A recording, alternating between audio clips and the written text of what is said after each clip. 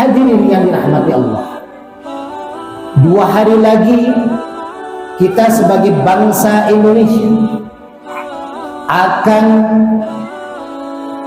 merayakan hari kemerdekaan Indonesia. Maka tema singkat pada kesempatan Jumat kali ini untuk menjadi renungan kita sebagai umat Islam, juga sebagai bangsa Indonesia, maka kita merenungi arti kemerdekaan. Apa maksud dari merdeka? Maka judul khutbah kali ini, apakah kita sudah merdeka? Hadirin yang dirahmati Allah, ada 3 kategori untuk kita merenungkan apakah kita sudah merdeka. Yang pertama adalah kisah dari Nabi Ibrahim alaihissalam. Yang kedua kisah dari Nabi Musa alaihissalam. Dan yang ketiga kisah Nabi Muhammad sallallahu alaihi wasallam. Hadirin yang dirahmati Allah, yang pertama, apakah kita sudah merdeka? Mari sama-sama kita renungi, mari sama-sama kita telaah. Nabi Ibrahim alaihissalam, beliau mendapatkan hidayah. Beliau mengetahui bahasanya Allah subhanahu wa ta'ala sebagai Tuhannya. Itu ketika Nabi Ibrahim mencari sosok siapa Tuhannya. Ada 3 hal yang dilakukan oleh Nabi Ibrahim sebelum beliau memahami, sebagaimana ayat yang saya bacakan di awal surat Al-An'am, inni wajjahtu wajhiya lilladzi fataras samawati wal ard hanifan wa ma ana minal musyrikin. Ini yang kita baca ketika kita sholat. Hadirin yang dirahmati Allah, apa yang pertama untuk mengetahui apakah kita sudah merdeka? Maka coba cek tauhid kita.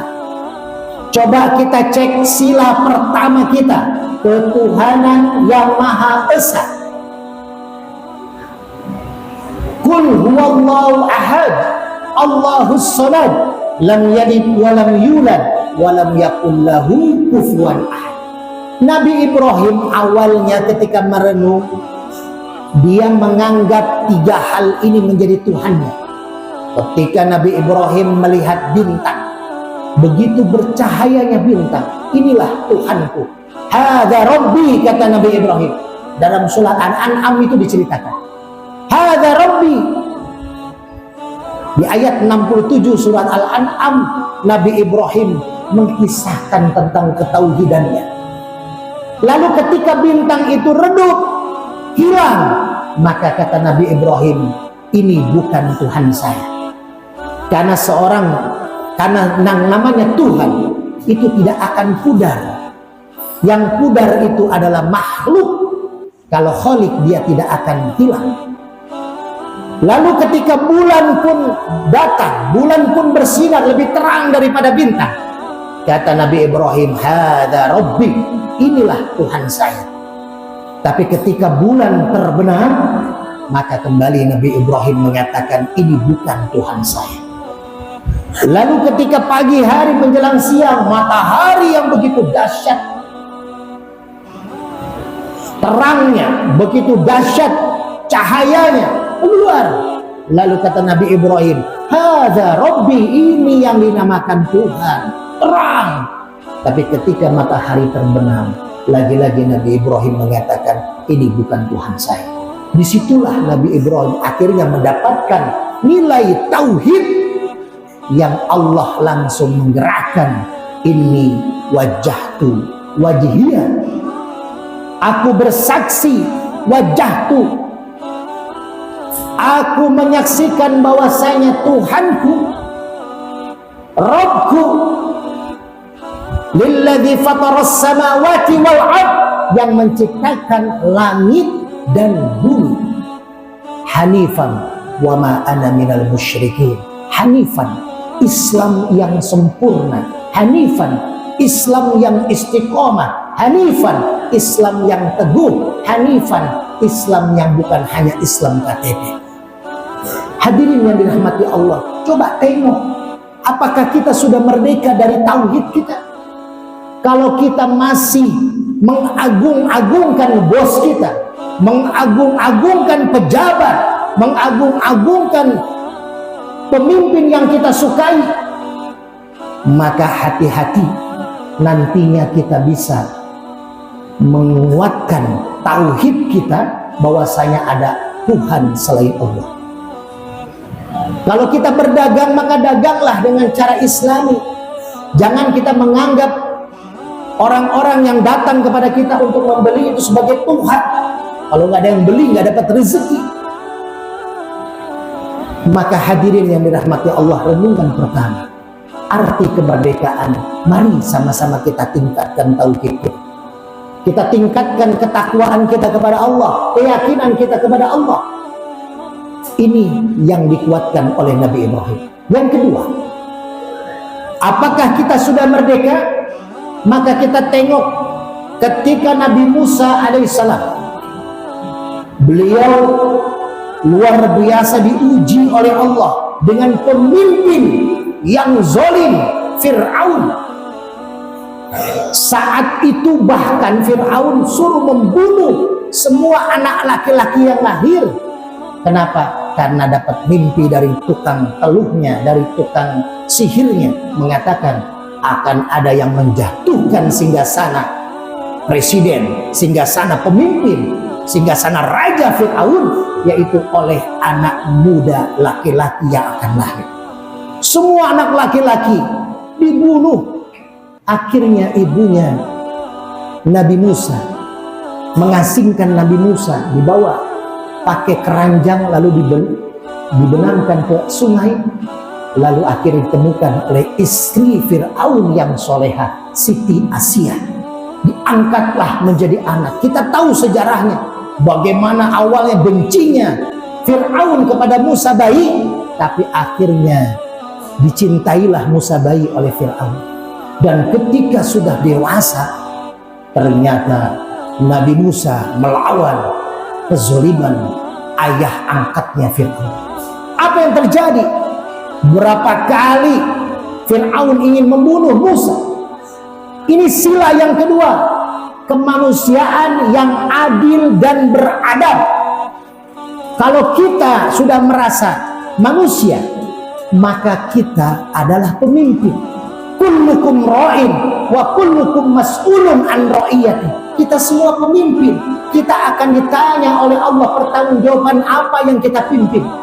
Kalau sekarang kita RT, kita akan ditanya ketika kau jadi RT, apakah kau adil dan beradab kepada rakyat warga RT-mu? Ketika kamu jadi RW, apakah kau adil dan beradab kepada warga RW-mu? Ketika kau jadi presiden, akan dipertanggungjawabkan satu negara. Apakah kau jadi presiden kemarin adil dan beradab kepada rakyat-rakyatmu? Kullukum ra'in wa kullukum mas'ulun an ra'iyat. Jangan sampai ketika kita menjadi pemimpin menjadi seperti Fir'aun yang tidak adil dan tidak manusiawi, juga tidak beradab. Kalau kita sebagai rakyat Indonesia yang mengakui sila kita, Pancasila, dan Al-Quran sebagai pedoman kita sebagai umat Islam, maka hadirin yang dirahmati Allah, yuk kita sebagai manusia harus berlaku adil dan beradab. Bukan hanya adil, tapi beradab. Kita punya anak dua, satu SMA, satu SMP. Tidak akan mungkin kita kasih ongkos dan jajan yang sama. SMA 20.000, SMP 15.000. Tidak adil, Ustadz. Yang namanya adil, wad'u sayyin fi mahallihi. Dalam usul fikih, yang namanya adil menempatkan sesuatu pada tempatnya, bukan sama rata. Kalau anak pertama, anak kedua sama rata, itu tidak adil. Karena yang SMA jauh lebih besar pengeluarannya ketimbang yang SMA. Maka seorang pemimpin harus adil. Jangan yang kaya dimudahkan menjadi lebih kaya, yang miskin disengsarakan menjadi lebih miskin. Coba tengok kebijakan-kebijakan pemerintah yang tidak dekat dengan rakyatnya. yang membuat susah rakyatnya. Berapa banyak para ustadz, kiai, para ulama, para jamaah yang hilang banknya, diblokir banknya, harus mengurus. Banyak lagi kebijakan-kebijakan yang tidak mendukung daripada rakyatnya. Maka hadirin, ini akan dipertanggungjawabkan di hadapan Allah Subhanahu wa Ta'ala. Jangan sampai seperti Fir'aun, akan dibalas oleh Allah di dunia, ditenggelamkan di Laut Merah beserta bala tentara. Hati-hati para pendukungnya, partisipannya, para relawannya, orang-orang yang membela pemimpin-pemimpin zalim, tidak adil dan tidak beradab, maka dia pun akan dibalas oleh Allah. Bahkan bukan hanya di akhirat, tapi di dunia tinggal nunggu jawaban Allah. Jadi kita hadirin yang dirahmati Allah, yang kedua, kita semua pemimpin, minimal kita punya istri, kita punya anak, kita punya cucu. Maka jangan jadi orang yang zalim terhadap anak dan istri kita. Harus kita berbuat adil dan beradab kepada anak dan istri kita. Hadirin yang dirahmati Allah, yang terakhir, yang ketiga, apakah kita sudah merdeka? Ini adalah contoh dari Nabi kita Muhammad Sallallahu Alaihi Wasallam. Beliau hijrah dari Mekah ke Madinah agar umat Islam kuat. Coba tengok sampai sekarang. Maka surat Ali Imran ayat 103, saya ingin mengingatkan, wa'tasimu bihablillahi jami'ah. Yuk sama-sama kita wa'tasimu, bersatulah bihablillahi jami'ah, dengan tali cintanya Allah. Jangan berpecah belah. Yang ketiga, Pancasila, Persatuan Indonesia. Ini pasal yang ketiga. Ini yang Rasulullah ingatkan kepada kita. Bagaimana Islam bisa maju sampai sekarang? Itu karena perjuangan Rasulullah SAW, ujian Rasulullah. Ketika hijrah Rasulullah dari Mekah ke Madinah, itu diikuti oleh kaum jahiliyah, kafir Quraisy, ingin dibunuh. Berat ujiannya hadirin. Kalau kita ujian seberat apa? Saya 8 bulan yang lalu, tepatnya tanggal 15 Desember 2024, saya khutbah Jumat di Masjid Gadok Raya ini. 8 bulan yang lalu, 2 hari setelah saya khutbah, hari Minggu subuh, saya ketika mau mengisi kajian subuh di Masjid Al-Ma'unah, yaitu di Cilodong, saya diberikan musibah oleh Allah. Jam 4 subuh saya ditabrak, kaki saya patah 3, bahkan engkel saya patah. Kata terapisnya ini bisa 2 tahun lebih baru saya bisa berjalan. Tapi saya minta kepada Allah, ya Allah, yang saya rindukan adalah dakwah, yang saya rindukan adalah saya keluar silaturahmi terhadap umat.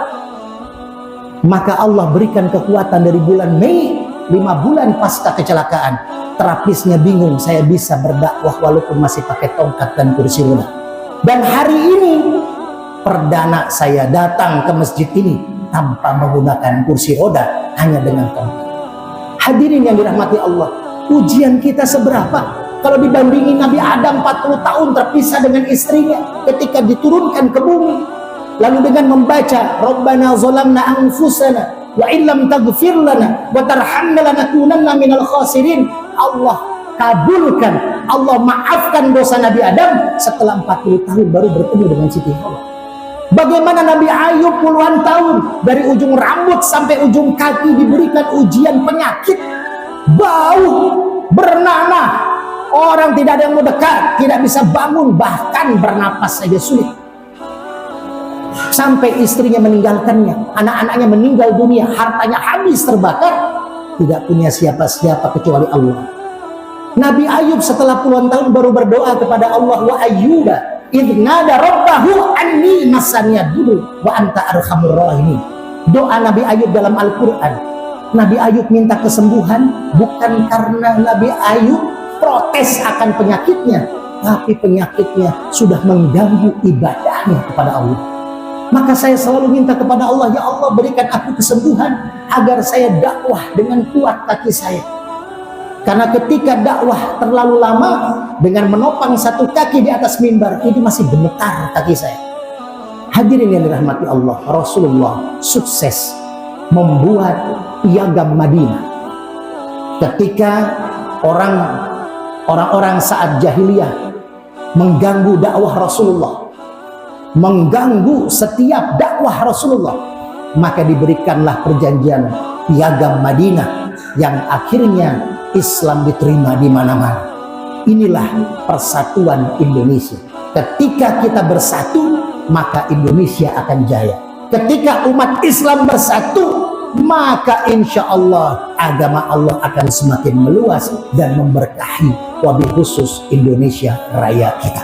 Hadirin yang dirahmati Allah, kita tengok saudara-saudara kita di Palestina. Dia merdeka secara tauhid, merdeka secara tauhid, tapi beliau diberikan ujian oleh Allah tidak merdeka karena ada pemimpin yang zalim, pemimpin yang tidak memanusiakan manusia, yang terus menghabisi saudara-saudara kita di Palestina dan di Gaza.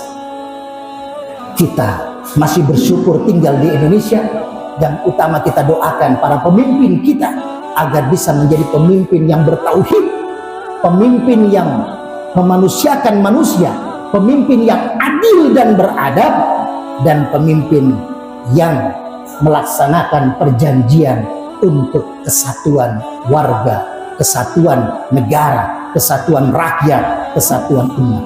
Jangan sampai kita terpecah belah, kita tinggalkan, kita hilangkan perseteruan antara A dengan B. Mau milih mana, ulama semua kita hormati, habaib semua kita hormati, kiai semua kita hormati, asatid semua kita hormati, guru-guru ngaji kita hormati. Selagi dia memberikan dakwah kepada kita, ilmu kepada kita yang baik, maka ikuti. Tapi kalau sudah memprovokasi, kalau sudah ingin memecah belah bangsa, memecah belah umat, jangan kita ikuti.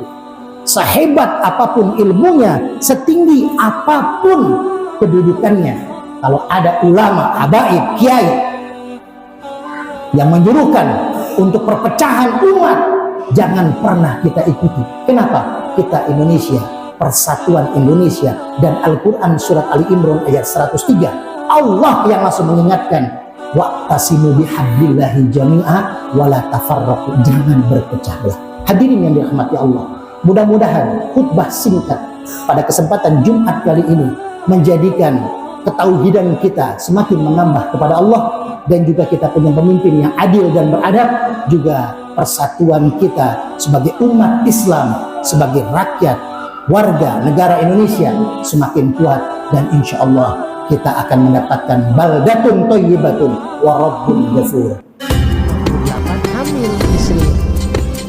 Kalau kuasa Allah